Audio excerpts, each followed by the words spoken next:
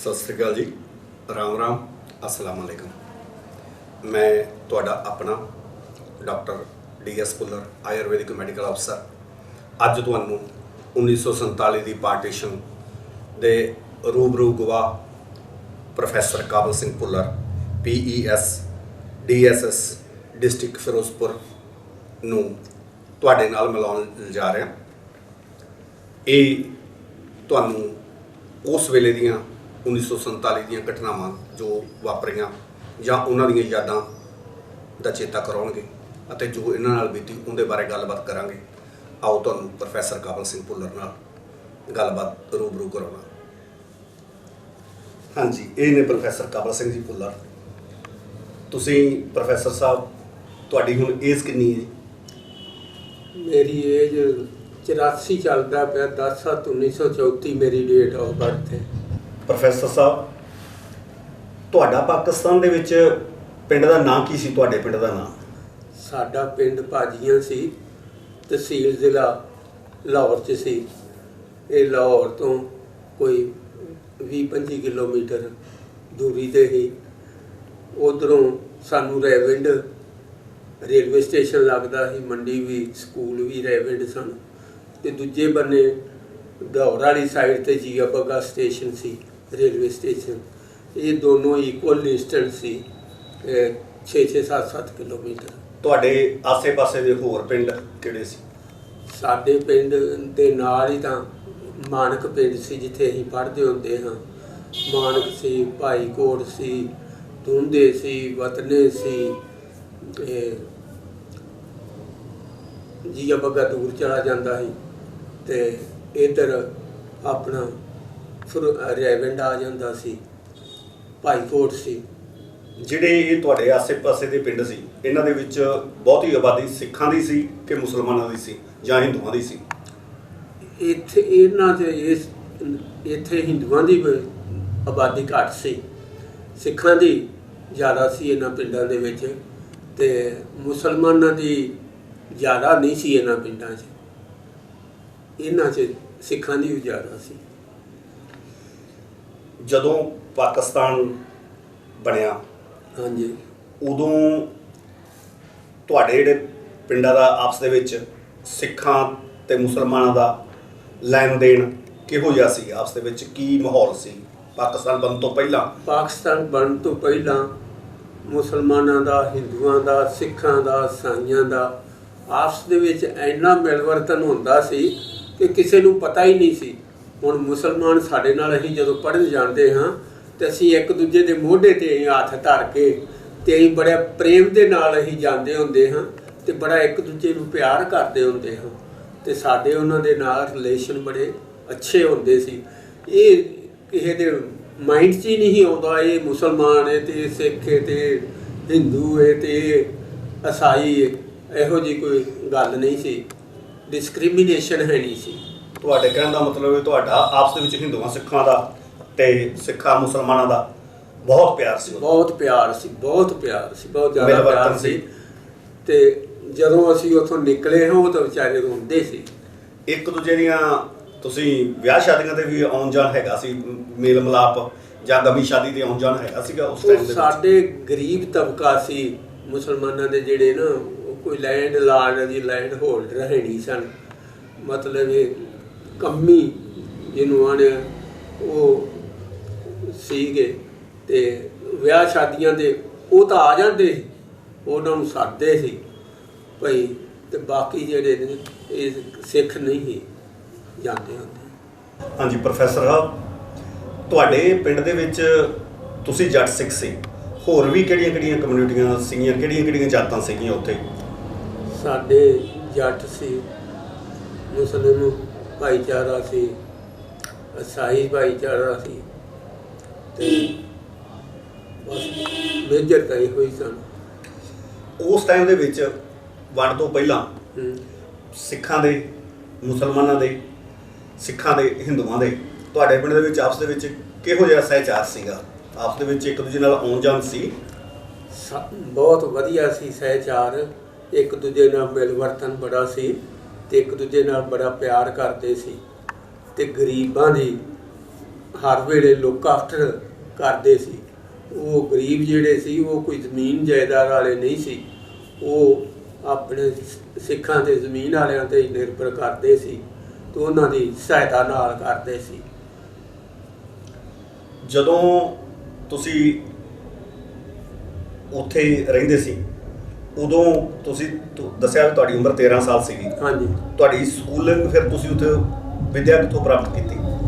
Primary ਜੀ ਉੱਥੇ ਉਦੋਂ ਉਸ ਟਾਈਮ 4 ਜਮਾਤਾਂ ਦਾ ਹੁੰਦਾ ਸੀ ਤੇ ਅਸੀਂ ਮਾਨਕ ਉੱਥੋਂ 1.5 ਕਿਲੋਮੀਟਰ ਪਾਜੀ ਤੋਂ ਸੀ, ਸਾਡਾ ਪਿੰਡ ਪਾਜੀ ਸੀ, ਪਾਜੀ ਤੋਂ ਮਾਨਕ 1.5 ਕਿਲੋਮੀਟਰ ਸੀ। ਅਸੀਂ ਉੱਥੇ ਪੜ੍ਹਨ ਜਾਂਦੇ ਹੁੰਦੇ ਹਾਂ ਤੇ ਉੱਥੋਂ ਪ੍ਰਾਇਮਰੀ ਜਿਹੜਾ ਅਸੀਂ ਉੱਥੋਂ ਪਾਸ ਕੀਤੀ ਸੀ ਤੇ ਉਸ ਤੋਂ ਬਾਅਦ ਅਸੀਂ 5ਵੀਂ 'ਚ ਜਾ ਕੇ ਰੈਵਿੰਡ ਸੀ DB ਮਿਡਲ ਸਕੂਲ, ਉਹਦੇ ਵਿੱਚ ਜਾ ਕੇ ਐਡਮਿਸ਼ਨ ਲਿਆ ਸੀ ਤੇ ਉੱਥੇ 6ਵੀਂ 5ਵੀਂ 6ਵੀਂ ਤੇ 7ਵੀਂ 'ਚ ਸਾਂ ਅਸੀਂ ਜਦੋਂ ਪਾਕਿਸਤਾਨ ਬਣ ਗਿਆ। ਤੁਹਾਡੇ ਨਾਲ ਉੱਥੇ ਮੁਸਲਮਾਨ ਹਿੰਦੂ ਮੁੰਡੇ ਸਾਰੀਆਂ ਕਮਿਊਨਿਟੀਆਂ ਦੇ ਮੁੰਡੇ ਪੜ੍ਹਦੇ ਸੀ ਜਾਂ ਹਾਂ, ਸਾਰਿਆਂ ਦੇ ਹੀ। ਮੈਂ ਹੋਰ ਤੁਹਾਨੂੰ ਦੱਸਣਾ ਮੁਸਲਮਾਨਾਂ ਦੇ ਨਾਲ ਕਿੰਨਾ ਪਿਆਰ ਸੀ ਤੇ ਮੁਸਲਮਾਨ ਕਿੰਨਾ ਪਿਆਰ ਕਰਦੇ ਸੀ। ਸਾਡੇ ਜਿਹੜਾ ਮਨੀਟਰ ਸੀ ਨਾ, ਅਸੀਂ ਤਾਂ 12 ਤੋਂ 14 ਸਾਲਾਂ ਦੇ ਸੀ ਤੇ ਉਹ ਜਿਹੜਾ ਸੀ ਉਹ 22 ਸਾਲ ਦਾ ਹੋਣਾ ਹੈ ਸਾਡਾ ਮਨੀਟਰ। ਉਹ ਲੱਦੇ ਕੇ ਪਿੰਡ ਸੀ, ਉੱਥੋਂ ਦੇ 2 ਭਰਾ ਹੀ ਚਾਚੇ ਤਾਏ ਦੇ, ਇੱਕ ਨਾਇਤ ਤੇ ਇੱਕ ਆਲਾਦਾਰ ਤੇ ਆਪਣੇ ਰਾੜੇ ਦਾ ਮੁਹੰਮਦ ਸ਼ਫੀ ਵੀ ਸੀ। ਉਹ ਵੱਡੇ ਵੱਡੇ ਸੀ, 20 ਸਾਲਾਂ ਦੇ ਘੱਟੋ ਘੱਟ, ਉਦੋਂ ਵੀ ਸ਼ਾਇਦ ਜ਼ਿਆਦਾ ਨਾ ਹੋਣ। ਤੇ ਆਲਾਦਾਰ ਸੀ ਸਾਡਾ ਮਨੀਟਰ। ਉਹ ਜਦੋਂ ਕਿਸੇ ਬੱਚੇ ਨੂੰ ਗੁੱਸੇ ਹੁੰਦਾ ਸੀ ਨਾ, ਉਹ ਗਾਲ ਉਹਦੀ ਤੁਹਾਨੂੰ ਸੁਣਾਵਾਂ, ਉਹ ਕਹਿੰਦਾ ਸੀ ਸਿੱਧਾ ਹੋ ਜਾ ਭੈਣ ਦਿਆ ਵੀਰਾ। ਇਹਦੇ ਵਿੱਚ ਇੰਨੀ ਮਿਠਾਸ ਉਹਦੇ ਸੀ, ਕੋਈ ਉਹਨੇ ਕਹਿਣਾ ਉਹ ਸਿੱਧਾ ਹੋ ਕੇ ਬੈਠ ਭੈਣ ਦਿਆ ਵੀਰਾ। ਤੇ ਬੜੇ ਚੰਗਾ ਉਹਨਾਂ ਦਾ ਬੜਾ ਸੁਭਾਅ ਸੀ ਤੇ ਮੈਂ ਉਹਨਾਂ ਨੂੰ ਅਜੇ ਹੁਣ ਤੱਕ ਵੀ ਬੜਾ ਯਾਦ ਕਰਦਿਆਂ ਲੱਦੇ ਕੇ ਵਾਲਿਆਂ ਨੂੰ। ਤੇ ਬੜਾ ਵਧੀਆ ਸੁਭਾਅ ਹੁੰਦਾ ਸੀ ਤੇ ਇੱਕ ਦੂਜੇ ਨਾਲ ਬੜਾ ਜ਼ਿਆਦਾ ਮਿਲਵਰਤਨ ਹੁੰਦਾ ਸੀ। ਅਸੀਂ ਛੋਟੇ ਛੋਟੇ ਉਹ ਸਾਡੇ ਭੇਡਾਂ ਜਿਹੜਾ ਬਘਿਆੜ ਹੁੰਦੇ ਨੇ, ਉਹ 3 ਬੰਦੇ ਜਿਹੜੇ ਸੀ ਬੜੇ ਵੱਡੇ ਵੱਡੇ। ਤੁਹਾਡੇ ਆਪਦੇ ਪਿੰਡ ਦੇ ਕੁਝ ਮੁੰਡੇ ਹੋਣਗੇ ਤੁਹਾਡੇ ਬੇਲੀ, ਕੋਈ ਉਹਨਾਂ ਬਾਰੇ ਦੱਸੋ। ਉਹ ਸਾਡੇ ਇੱਕ ਤਾਂ ਸੀ ਨੇਕ ਮੁਹੰਮਦ, ਉਹ ਸਾਡੇ ਤੋਂ 1 ਜਮਾਤ ਅੱਗੇ ਸੀ। ਇਲਮਦੀਨ ਸੀ, ਉਹ 2-3 ਜਮਾਤਾਂ ਅੱਗੇ ਸੀ। ਤੇ ਅੱਲਾ ਦਿੱਤਾ ਉਹ ਸਾਡਾ ਜਮਾਤੀ ਸੀ, ਉਹ ਕਾਰੀਗਰ ਸੀ, ਲੱਕੜ ਦਾ ਕੰਮ ਉਹਦਾ ਪਿਤਾ ਕਰਦਾ ਹੈ। ਤੇ ਅਸੀਂ ਇਕੱਠੇ ਹੀ ਰਹੇ ਵੇ, ਪਹਿਲਾਂ ਤਾਂ ਤੁਰ ਕੇ ਜਾਂਦੇ ਹੁੰਦੇ ਹਾਂ। ਫਿਰ ਸਾਡੇ ਬਾਪੂ ਨੇ ਸਾਨੂੰ ਘੋੜੀ ਲੈ ਦਿੱਤੀ ਤੇ ਮੈਂ ਤੇ ਮੈਥੋਂ ਛੋਟਾ ਮੋਹਨ ਸਿੰਘ, ਉਹ ਅਸੀਂ ਘੋੜੀ ਤੇ ਜਾ ਕੇ ਜਾਂਦੇ ਹਾਂ ਤੇ ਉੱਥੇ ਬੰਨ੍ਹ ਦਿੰਦੇ ਹਾਂ ਆਪਣੇ ਰਿਸ਼ਤੇਦਾਰਾਂ ਦੇ ਘਰ ਤੇ ਆਉਣ ਲੱਗੇ ਉੱਥੋਂ ਘੋੜੀ ਲੈ ਕੇ ਤੇ ਵਾਪਸ ਆ ਜਾਂਦੇ ਹੁੰਦੇ ਹਾਂ। ਪ੍ਰੋਫੈਸਰ ਸਾਹਿਬ, ਤੁਹਾਨੂੰ ਇਹ ਕਿਵੇਂ ਪਤਾ ਲੱਗਾ ਵੀ ਪਾਕਿਸਤਾਨ ਤੇ ਹਿੰਦੁਸਤਾਨ 2 ਦੇਸ਼ ਬਣ ਗਏ ਨੇ? ਡਾਕਟਰ ਸਾਹਿਬ, ਪਿੰਡ ਦੇ ਵਿੱਚ ਇੱਕ ਰੇਡੀਓ ਸੀ, ਉੱਥੇ ਖਬਰਾਂ ਸੁਣਨ ਸਾਰਾ ਪਿੰਡ ਹੀ ਚਲਾ ਜਾਂਦਾ ਸੀ। ਤੇ ਜਦੋਂ ਇਹ ਅਨਾਉਂਸਮੈਂਟ ਹੋਈ ਸੀ ਨਾ ਵੀ ਹਿੰਦੁਸਤਾਨ ਤੇ ਪਾਕਿਸਤਾਨ ਬਣ ਗਏ ਨੇ, ਉਦੋਂ ਅਸੀਂ ਉੱਥੋਂ ਕੋਈ ਨਿਕਲਣ ਦੀ ਤਿਆਰੀ ਕਰ ਲਈ ਸੀ। ਤੁਹਾਨੂੰ ਉਦੋਂ ਇਹ ਪਤਾ ਲੱਗ ਚੁੱਕਾ ਸੀ ਵੀ ਅਸੀਂ ਹੁਣ ਸਾਡਾ ਪਾਕਿਸਤਾਨ, ਇਸ ਜਿਹੜਾ ਨਵਾਂ ਦੇਸ਼ ਬਣਿਆ ਪਾਕਿਸਤਾਨ, ਇਹਦੇ ਵਿੱਚ ਰਹਿਣਾ ਸਾਡਾ ਨਹੀਂ, ਅਸੀਂ ਨਹੀਂ ਰਹਿ ਸਕਦੇ, ਅਸੀਂ ਹਿੰਦੁਸਤਾਨ 'ਚ ਸਮਝਾਣਾ ਨਹੀਂ? ਉਦੋਂ ਸਾਨੂੰ ਇਹ ਨਹੀਂ ਸੀ ਪਤਾ ਵੀ ਅਸੀਂ ਪੱਕੇ ਹੀ ਇੱਥੋਂ ਨਿਕਲ ਜਾਣਾ। ਅਸੀਂ ਸਮਝਦੇ ਹਾਂ ਵੀ ਇਹ 10-15 ਦਿਨ ਦਾ ਹੈ ਰੌਲਾ ਰੱਪਾ, ਤੇ ਉਦੋਂ ਬਾਅਦ ਇਹ ਸੈਟਲ ਹੋ ਜਾਏਗਾ ਤੇ ਅਸੀਂ ਵਾਪਸ ਆ ਜਾਣਾ। ਜਦੋਂ ਤੁਸੀਂ ਇਹ ਕਿਵੇਂ ਫੈਸਲਾ ਕੀਤਾ ਵੀ ਤੁਹਾਡੇ ਪਿਤਾ ਨੇ ਜਾਂ ਤੁਸੀਂ ਸਾਰਿਆਂ ਨੇ ਵੀ ਅਸੀਂ ਜਾਣਾ ਹੈ, ਸਾਨੂੰ ਹੁਣ ਹਿੰਦੁਸਤਾਨ ਜਾਂ ਘਰ ਛੱਡਣੇ ਪੈਣਗੇ, ਤੇ ਤੁਸੀਂ ਕਿਸ ਕੁ ਟਾਈਮ ਆਪਦੇ ਘਰ ਛੱਡੇ? ਜਦੋਂ ਪਤਾ ਲੱਗਿਆ ਨਾ, ਉਦੋਂ ਸਾਡੇ ਬਾਪੂ ਨੇ ਆਖਿਆ ਵੀ ਜਿਹੜੇ ਪਰਿਵਾਰ ਹੈ ਨਾ, ਇਹਨਾਂ ਨੂੰ ਛੱਡ ਆਈਏ ਤੇ ਅਸੀਂ ਫਿਰ ਇੱਥੇ ਵਾਪਸ ਆ ਜਾਵਾਂਗੇ। ਅੱਛਾ, ਉਦੋਂ ਜਦੋਂ ਤੁਸੀਂ ਇਹ ਆਪਦਾ ਫੈਸਲਾ ਕੀਤਾ, ਉਦੋਂ ਤੁਸੀਂ ਕੋਈ ਆਪਣਾ ਸਮਾਨ ਸਮੂਨ ਲੱਦਿਆ ਨਾਲ, ਕੋਈ ਗੱਡੇ ਵਗੈਰਾ ਲੈ ਕੇ ਚੱਲੇ ਜਾਂ ਘਰ ਦਾ ਸਮਾਨ ਨਾਲ ਲੱਦਿਆ ਸੀ? ਜਿਹੜਾ ਗੱਡੇ ਨਹੀਂ ਅਸੀਂ ਲਏ, ਜਿਹੜਾ ਸਮਾਨ ਬੰਨ੍ਹ ਕੇ ਪੰਡਾਂ ਪੁੰਡਾਂ ਜਿਹੜੀਆਂ ਸੀ ਉਹ ਅਸੀਂ ਰੈਵਿੰਡ ਤੱਕ ਲੈ ਗਏ। ਸਾਨੂੰ ਸਾਡੇ ਨੌਕਰ ਸਾਡੇ ਉਹ ਉੱਥੇ ਸਟੇਸ਼ਨ ਤੱਕ ਛੱਡ ਆਏ। ਤੇ ਜਦੋਂ ਅਸੀਂ ਸਟੇਸ਼ਨ 'ਤੇ ਪੁੱਜੇ ਤੇ ਬਾਪੂ ਦਾ ਇੱਕ ਦੋਸਤ ਸੀ, ਉਹਨੇ ਆਖਿਆ ਵੀ ਤੁਸੀਂ ਸਟੇਸ਼ਨ ਤੋਂ ਭੱਜ ਜਾਓ, 10 ਮਿੰਟ ਤੱਕ ਗੱਡੀ ਆਉਣ ਵਾਲੀ ਜੇ, ਤੇ ਉਹਨਾਂ ਸਾਰੇ ਜਿਹੜੇ ਨਾ ਇਹ ਮਾਰ ਦੇਣੇ ਨੇ ਬੰਦੇ, ਤੇ ਤੁਸੀਂ ਭੱਜ ਜਾਓ ਇੱਥੇ। ਜਿਹੜਾ ਉਹ ਤੁਹਾਡੇ ਬਾਪੂ ਦਾ ਦੋਸਤ ਸੀ ਉਹ ਸਿੱਖ ਸੀ? ਨਹੀਂ, ਉਹ ਮੁਸਲਮਾਨ ਸੀ। ਅੱਛਾ, ਉਹ ਮੁਸਲਮਾਨ ਤੁਹਾਡੇ ਬਾਪੂ ਨਾਲ ਉਹਨਾਂ ਦਾ ਪਿਆਰ ਸੀ। ਪਿਆਰ ਸੀ? ਹਾਂਜੀ। ਜਾਂ ਉਹ ਸਿੱਖਾਂ ਨੂੰ ਪਿਆਰ ਕਰਦੇ ਸੀ? ਹਾਂ, ਪਿਆਰ ਕਰਦੇ ਸੀ ਸਾਰੇ। ਉਦੋਂ ਨਫ਼ਰਤ ਸਾਡੇ ਇਲਾਕੇ 'ਚ ਜੇ ਉਦੋਂ ਨਹੀਂ ਸ਼ੁਰੂ ਹੋਈ ਨਫ਼ਰਤ। ਅੱਛਾ, ਫਿਰ ਜਦੋਂ ਤੁਹਾਨੂੰ ਉਹਨੇ ਦੱਸਿਆ ਵੀ ਇੱਥੇ ਇਹ ਗੋਲੀ ਚੱਲ ਜਾਣੀ ਆ ਤੇ ਜਾਂ ਮਾਰ ਦੇਣਾ, ਤੇ ਫਿਰ ਤੁਸੀਂ ਫਿਰ ਕੀ ਕੀਤਾ? ਅਸੀਂ ਆਪਦਾ ਸਮਾਨ ਚੱਕ ਕੇ ਨਾ ਗਲੜੀਆਂ ਗੁਲੜਨੀਆਂ ਸਾਰੇ ਜਣੇ ਛੇਤੀ ਨਾਲ ਭੱਜ ਕੇ, ਨਾਲ ਹੀ ਗੁਰਦੁਆਰਾ ਸੀ, ਗੁਰਦੁਆਰੇ ਦੇ ਵਿੱਚ ਅਸੀਂ ਚਲੇ ਗਏ। 10 ਮਿੰਟ ਤੱਕ ਗੱਡੀ ਆ ਗਈ, ਤੇ ਗੱਡੀ ਆਉਣ ਦੇ ਬਾਅਦ ਉਹਨਾਂ ਇੰਨੀ ਗੋਲੀ ਵਰਾਈ, ਇੰਨੀ ਜਿੰਨੀ ਗੱਡੀ ਸੀ ਨਾ ਸਾਰੀ ਮਾਰ ਕੇ ਲੱਦ ਕੇ ਤੇ ਇੱਧਰ ਫਿਰੋਜ਼ਪੁਰ ਨੂੰ ਘੱਲਤੀ। ਤੇ ਉਦੋਂ ਬਾਅਦ ਲਟੇਰੇ ਜਿਹੜੇ ਸੀ ਉਹ ਗੁਰਦੁਆਰੇ ਆ ਗਏ ਸਾਨੂੰ ਲੁੱਟਣ। ਤੇ ਬਾਪੂ ਨੇ ਆਖਿਆ ਵੀ ਤੁਸੀਂ ਸਾਨੂੰ ਮਾਰੋ ਨਾ, ਤੇ ਤੁਸੀਂ ਜੋ ਕੋਈ ਸਾਡੇ ਕੋਲ ਹੈਗਾ ਨਾ ਉਹ ਤੁਸੀਂ ਲੈ ਲਓ। ਉਹ ਸਾਰਾ ਸਮਾਨ ਸਾਡਾ ਜੋ ਕੋਈ ਸਾਡੇ ਕੋਲ ਹੈਗਾ ਸੀ ਉਹ ਲੈ ਕੇ ਚਲੇ ਗਏ। ਤੇ ਉਦੋਂ ਅਜੇ ਵੱਢ ਕੱਟ ਇੱਥੇ ਸ਼ੁਰੂ ਨਹੀਂ ਸੀ ਹੋਈ, ਉਹਨਾਂ ਸਾਨੂੰ ਮਾਰਿਆ ਨਹੀਂ। ਤੁਸੀਂ ਜਿਹੜੀ ਗੋਲੀ ਚੱਲੀ ਰੈਵਿਡ ਸਟੇਸ਼ਨ ਦੇ ਉੱਤੇ, ਹਾਂਜੀ, ਉਹ ਤੁਹਾਨੂੰ ਕਿੰਨੀ ਕੁ ਦੂਰੋਂ ਤੁਹਾਨੂੰ ਉਹ ਤੁਸੀਂ ਵੇਖੀ ਜਾਂ ਚੱਲਦੀ ਸੁਣੀ? ਕਿੰਨੀ ਕੁ ਉਹ ਇੱਕ ਕਿੱਲੇ ਦਾ ਵਾਟ ਸੀ ਜਿਹੜਾ ਜਿੱਥੇ ਤੁਸੀਂ? ਹਾਂ, ਜੇ ਗੁਰਦੁਆਰਾ ਜਿਹੜਾ ਕਿੱਲਾ ਕੁ ਦੂਰ ਸੀ ਸਟੇਸ਼ਨ ਤੋਂ, ਤੇ ਉੱਥੇ ਤੋਂ ਸਾਰਾ ਕੁਝ ਸੁਣੀ ਜਾਂਦਾ ਸੀ। ਜੋ ਹੁੰਦਾ ਸੀ, ਗੋਲੀਆਂ ਚੱਲਦੀਆਂ ਸੀ, ਜਿਵੇਂ ਚੱਲਦੀਆਂ ਸੀ ਸਟੇਨ ਗੰਨਾਂ, ਕਰੜ ਹੁੰਦੀ ਸੀ, ਉਹ ਸਾਰਾ ਕੁਝ ਸਾਨੂੰ ਸੁਣੀ ਜਾਂਦਾ ਸੀ।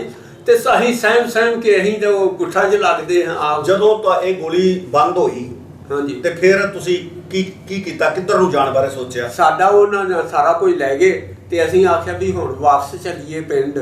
ਤੇ ਅਸੀਂ ਸਾਰੇ ਫਿਰ ਆਪਦੇ ਖਾਲੀ ਹੱਥ ਅਸੀਂ ਆਪਦੇ ਪਿੰਡ ਨੂੰ ਗਏ। ਤੇ ਜਦੋਂ ਪਿੰਡ ਦੇ ਨੇੜੇ ਗਏ ਆ ਤੇ ਪਿੰਡ ਸਾਰਾ ਨਿਕਲ ਕੇ ਬਾਹਰ ਆਇਆ ਹੋਇਆ ਸੀ, ਤੇ ਅਸੀਂ ਘਰ ਹੀ ਆਪਦੇ ਨਹੀਂ ਪਹੁੰਚੇ। ਫਿਰ ਉਦੋਂ ਇਹ ਟਾਈਮ ਕਿੰਨਾ ਕੁ ਸੀ ਜਦੋਂ ਤੁਸੀਂ ਫਿਰ ਦੁਬਾਰਾ ਪਿੰਡ ਪਹੁੰਚ ਗਏ ਵਾਪਸ?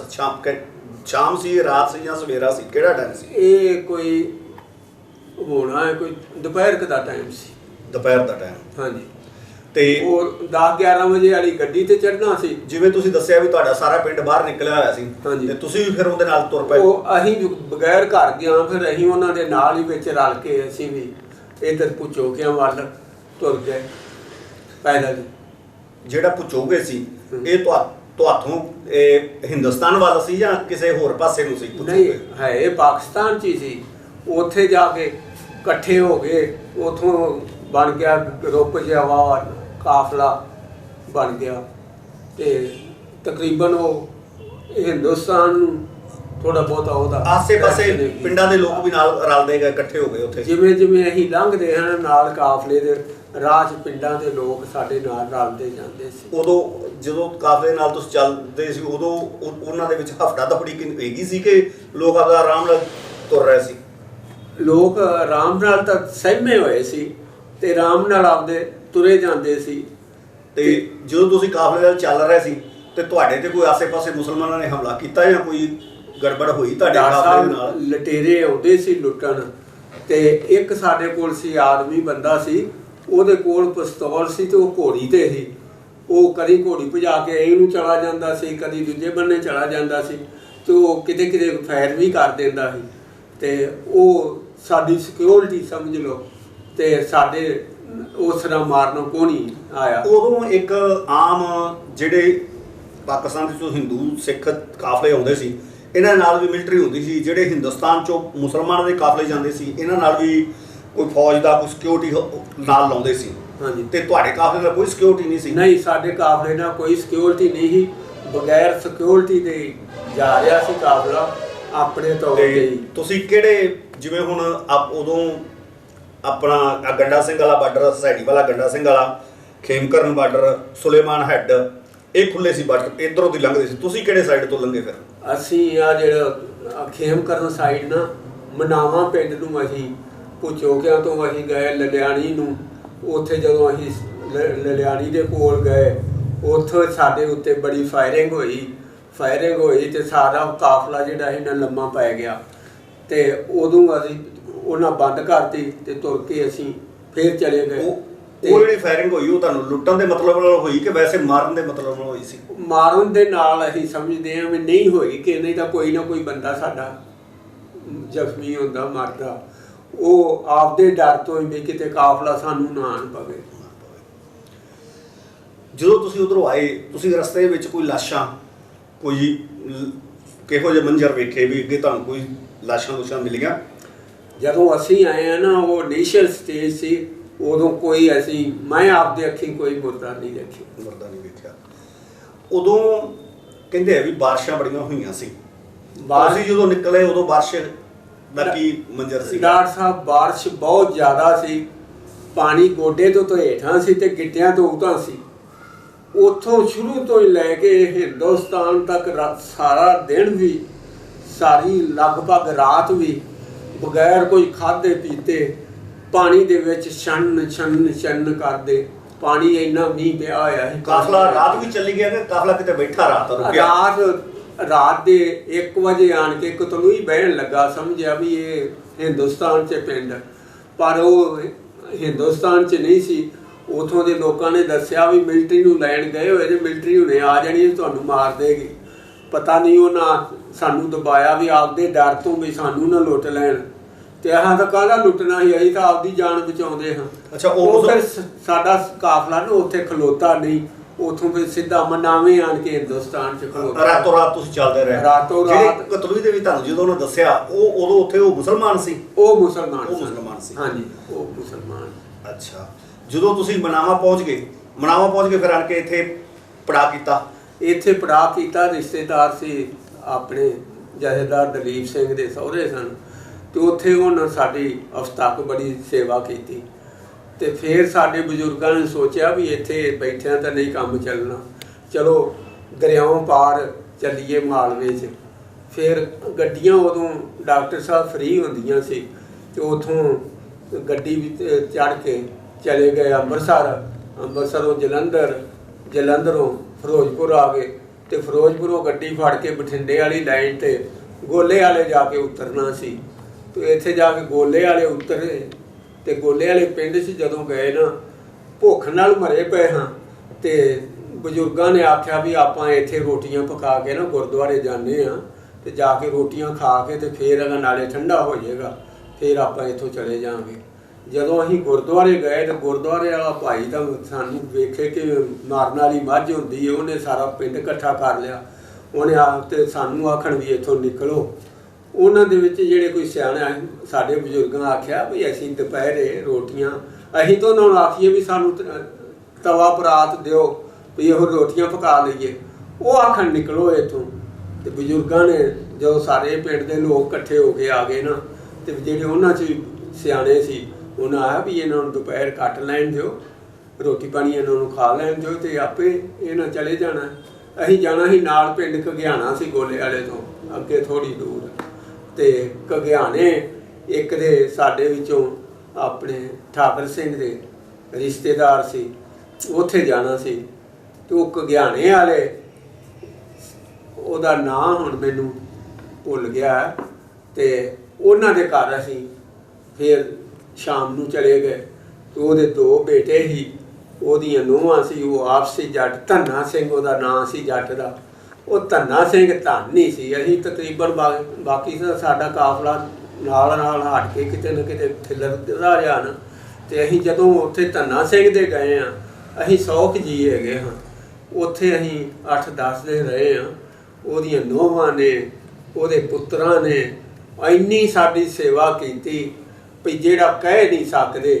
ਵਿਚਾਰੀਆਂ ਸਾਰਾ ਦਿਨ ਰੋਟੀਆਂ ਹੀ। ਪ੍ਰੋਫੈਸਰ ਸਾਹਿਬ, ਜਦੋਂ ਤੁਸੀਂ ਇੱਧਰ ਆਏ, ਹਾਂਜੀ, ਤੁਹਾਡੇ ਪ੍ਰਤੀ ਮਾਲਵੇ ਦੇ ਜਿਹੜੇ ਇੱਧਰ ਦੇ ਹਿੰਦੁਸਤਾਨ ਦੇ ਸਿੱਖ ਸੀ ਜਾਂ ਹਿੰਦੂ ਸੀ, ਉਹਨਾਂ ਦਾ ਤੁਹਾਡੇ ਪ੍ਰਤੀ ਉਸ ਟਾਈਮ ਵਤੀਰਾ ਕਿਹੋ ਜਿਹਾ ਸੀ?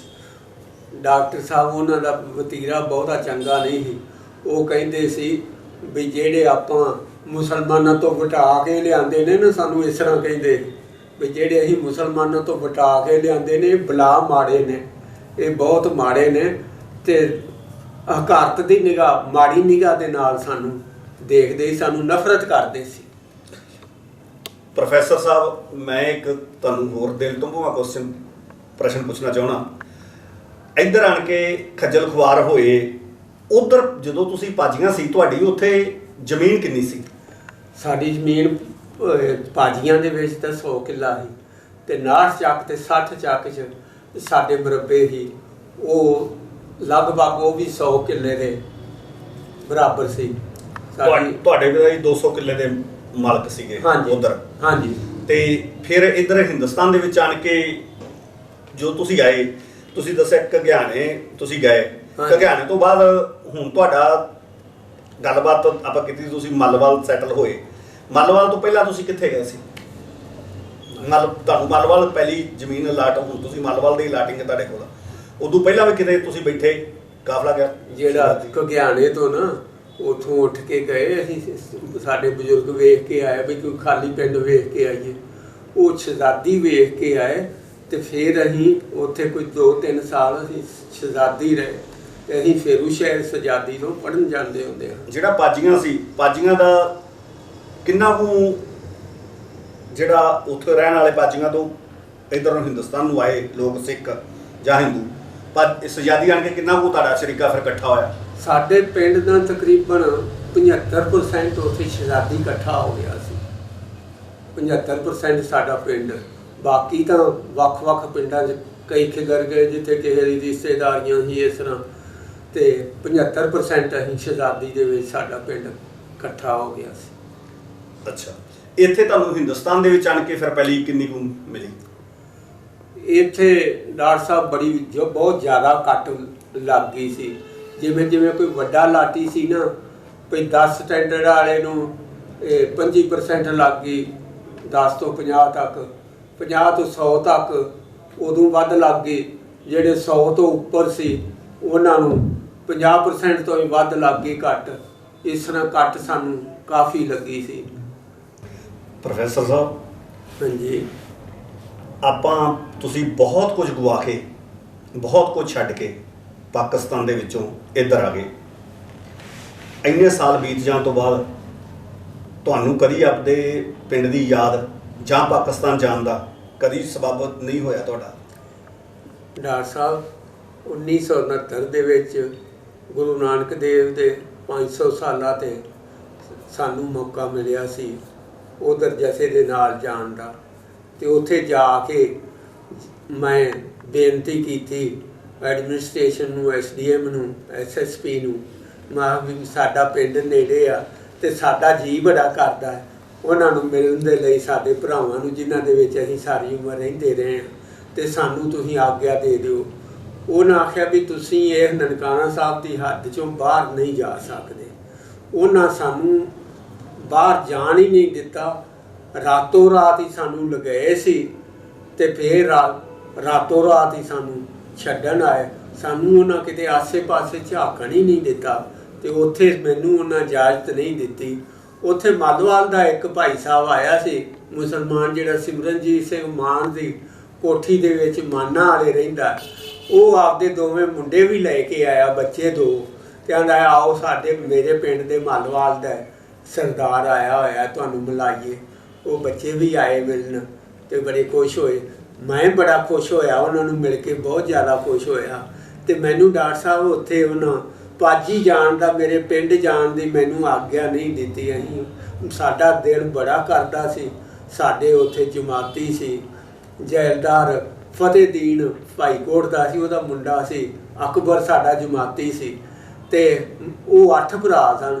ਤੇ ਅਸੀਂ ਮੈਂ ਚਾਹੁੰਦਾ ਹਾਂ ਵੀ ਉਹ ਨਾ ਆਪਦੇ ਮਿੱਤਰਾਂ ਨੂੰ ਮਿਲਾਂਗੇ, ਹੋਰ ਦੋਸਤਾਂ ਨੂੰ ਮਿਲਾਂਗੇ, ਪਿੰਡ ਵਾਲਿਆਂ ਨੂੰ ਜਿਹੜੇ ਸਾਡੇ ਸਾਰੇ ਨੇ ਉਹਨਾਂ ਦੇ ਦਰਸ਼ਨ ਕਰਾਂਗੇ, ਤੇ ਹੋਰ ਸਾਡੇ ਜਿਹੜੇ ਆਸੇ-ਪਾਸੇ ਸਨ ਮਾਂ ਵੀ ਦੋਸਤਾਂ ਜਮਾਤੀਆਂ ਨਾਲ ਥੋੜ੍ਹੀ ਜਿਹੀ ਲੱਦੇ ਗਿਆ ਦੇ ਰਾੜੇ ਗਏ, ਇਹ ਸਾਡੇ ਜਿਹੜੇ ਜਮਾਤੀ ਸੀ ਉਹਨਾਂ ਨੂੰ ਮਿਲਾਂਗੇ। ਲੇਕਿਨ ਉਹਨਾਂ ਕਿਤੇ ਸਾਨੂੰ ਜਾਣ ਨਹੀਂ ਦਿੱਤਾ। ਸਾਡੇ ਦਿਲ 'ਚ ਹੁਣ ਬੜੀ ਤੜਪ ਹੈ ਕਿ ਅਸੀਂ ਜਾਈਏ। ਮੈਂ ਪਾਸਪੋਰਟ ਬਣਵਾਈ ਬੈਠਾ। ਪ੍ਰੋਫੈਸਰ ਸਾਹਿਬ ਜੀ ਹਾਂ, ਇੰਨੇ ਸਾਲਾਂ ਤੋਂ ਲਗਭਗ 70 ਸਾਲ ਹੋ ਗਏ ਤੁਹਾਨੂੰ ਪਾਕਿਸਤਾਨ ਤੋਂ ਆਇਆ ਨੂੰ, ਤੁਹਾਨੂੰ ਅੱਜ ਵੀ ਪਾਕਿਸਤਾਨ ਦੀ ਕਿਹੜੀ ਚੀਜ਼ ਯਾਦ ਆਉਂਦੀ ਹੈ? ਜਿਵੇਂ ਤੁਹਾਨੂੰ ਆਪਦਾ ਘਰ, ਆਪਦਾ ਸਕੂਲ, ਆਪਦੇ ਯਾਰ ਦੋਸਤ, ਤੁਹਾਨੂੰ ਇਹਨਾਂ ਚੀਜ਼ਾਂ ਨਾਲ ਕਿੰਨੀਆਂ ਕੁ ਅਟਰੈਕਸ਼ਨ ਕਰਦੀਆਂ ਨੇ ਜਾਂ ਚਾਹੁੰਦੇ ਤੁਸੀਂ ਵੀ ਇਹਨਾਂ ਨੂੰ ਦੇਖੀਏ? ਡਾਕਟਰ ਸਾਹਿਬ, ਉਹ ਪਿੰਡ ਜਿੱਥੇ ਅਸੀਂ ਜੰਮੇ ਪਲੇ, ਉਹਦੀਆਂ ਗਲੀਆਂ, ਉਹਦੇ ਸਾਰੇ ਚੌਂਕ, ਉਹ ਸਾਡੇ ਦਿਲ ਦੇ ਵਿੱਚ ਉਸੇ ਤਰ੍ਹਾਂ ਹੀ ਉਹ ਲੀਕੇ ਪਏ ਨੇ। ਸਾਡੇ ਉਹ ਉੱਥੋਂ ਨਾਲ ਲੋਕਾਂ ਨਾਲ ਬੜਾ ਪਿਆਰ ਸੀ। ਜਿੱਥੇ ਅਸੀਂ ਪਹਿਲਾਂ ਮਾਨਕ ਪੜ੍ਹਦੇ ਹਾਂ, ਉੱਥੋਂ ਆਲੇ ਦੁਆਲੇ ਦੇ ਸਾਡੇ ਜਮਾਤੀ ਸਨ ਸਾਰੇ। ਫਿਰ ਅਸੀਂ ਰਾਏਵਿੰਡ ਪੜ੍ਹਦੇ ਹਾਂ, ਉੱਥੇ ਸਾਡੇ ਸਾਰੇ ਇਲਾਕੇ ਦੇ ਸੀ। ਜਿਵੇਂ ਮੈਂ ਤੁਹਾਨੂੰ ਪਹਿਲਾਂ ਵੀ ਦੱਸਿਆ ਸੀ ਵੀ ਸਾਡੇ ਮਨੀਟਰ ਜਿਹੜਾ ਸੀ ਅਲਾਦਾਰ ਸੀ, ਅਤੇ ਉਹ ਜਿਹੜਾ ਸੀ ਜੇ ਕਿਸੇ ਨੂੰ ਗੁੱਸੇ ਹੁੰਦਾ ਸੀ ਅਤੇ ਉਹਦੇ ਇੰਨੀ ਮਿਠਾਸ ਸੀ, ਉਹਨੇ ਆਪਾਂ ਤਾਂ ਇੱਥੇ ਗਾਲ ਦਿੰਦੇ ਹਾਂ, ਉਹ ਕਹਿੰਦਾ ਉਹ ਭੈਣ ਦਿਆ ਵੀਰਾ ਬੰਦਾ ਬਣ। ਇਸ ਦੇ ਵਿੱਚ ਕਿੰਨੀ ਮਿਠਾਸ ਸੀ, ਮੈਨੂੰ ਬੜਾ ਯਾਦ ਆਉਂਦਾ ਹੈ। ਮੈਨੂੰ ਉਹਦੇ ਜਿਹੜੇ ਬੋਲ ਨੇ ਨਾ, ਉਹ ਮੇਰੇ ਦਿਲ ਦੇ ਵਿੱਚ ਅਜੇ ਵੀ ਉਸੇ ਤਰ੍ਹਾਂ ਵਾਈਬਰੇਟ ਕਰ ਰਹੇ ਨੇ। ਅਤੇ ਉਹਨਾਂ ਦਾ ਸਾਡੇ ਨਾਲ ਬੜਾ ਹੀ ਪਿਆਰ ਹੁੰਦਾ ਸੀ, ਬੜਾ ਹੀ ਸਾਡਾ ਸਤਿਕਾਰ ਕਰਦੇ ਸੀ। ਅਤੇ ਇੱਕ ਦੂਜੇ ਨੂੰ ਇਹ ਨਹੀਂ ਸੀ ਹੁੰਦਾ ਵੀ ਇਹ ਮੁਸਲਮਾਨ ਹੈ ਅਤੇ ਜੱਟ, ਇਹਦੇ ਵਿੱਚ ਕੋਈ ਦੋ ਰਾਏ ਨਹੀਂ ਸੀ ਹੁੰਦੀਆਂ। ਅਤੇ ਸਾਡਾ ਹੁਣ ਵੀ ਉਹਨਾਂ ਦੇ ਨਾਲ ਉਹਨਾਂ ਨੂੰ ਮਿਲਣ 'ਤੇ ਬਹੁਤ ਜੀਅ ਕਰਦਾ ਹੈ। ਤੁਸੀਂ ਕੋਈ ਪਾਜੀਆਂ ਦੇ ਲੋਕਾਂ ਨੂੰ ਕੋਈ ਸੰਦੇਸ਼ ਦੇਣਾ ਚਾਹੋਗੇ? ਜੇ ਕੋਈ ਤੁਹਾਡੇ ਉੱਥੇ ਤੁਹਾਡੇ ਹਮ ਉਮਰ ਜਾਂ ਉਹਨਾਂ ਦੀ ਆਲ ਔਲਾਦ ਕੋਈ ਹੋਏ, ਜਾਂ ਉੱਥੇ ਤੁਹਾਡਾ ਇੰਟਰਵਿਊ ਵੇਖਿਆ ਜਾਵੇ YouTube 'ਤੇ ਜਾਂ ਕਿਸੇ ਵੀ ਤਰੀਕੇ ਨਾਲ, ਅਤੇ ਤੁਸੀਂ ਲੋਕਾਂ ਨੂੰ ਕੀ ਕਹਿਣਾ ਚਾਹੋਗੇ? ਉੱਥੋਂ ਦਿਆਂ ਨੂੰ ਕੀ ਸੰਦੇਸ਼ ਦਿਓਗੇ? ਅਸੀਂ ਉਹਨਾਂ ਨੂੰ ਦੱਸਣਾ ਚਾਹਾਂਗੇ ਕਿ ਤੁਹਾਡੀਆਂ ਮਿੱਠੀਆਂ ਯਾਦਾਂ, ਜਿਹੜਾ ਅਸੀਂ ਸਮਾਂ ਤੁਹਾਡੇ ਨਾਲ ਗੁਜ਼ਾਰਿਆ ਸੀ, ਉਹ ਸਾਡੇ ਦਿਲ ਦੇ ਵਿੱਚ ਉਸੇ ਤਰ੍ਹਾਂ ਵਾਈਬਰੇਟ ਕਰਦੀਆਂ ਨੇ। ਸਾਡੇ ਦਿਲ ਦੇ ਵਿੱਚ ਅਸੀਂ ਸਮੋ ਕੇ ਰੱਖੀਆਂ ਹੋਈਆਂ ਨੇ।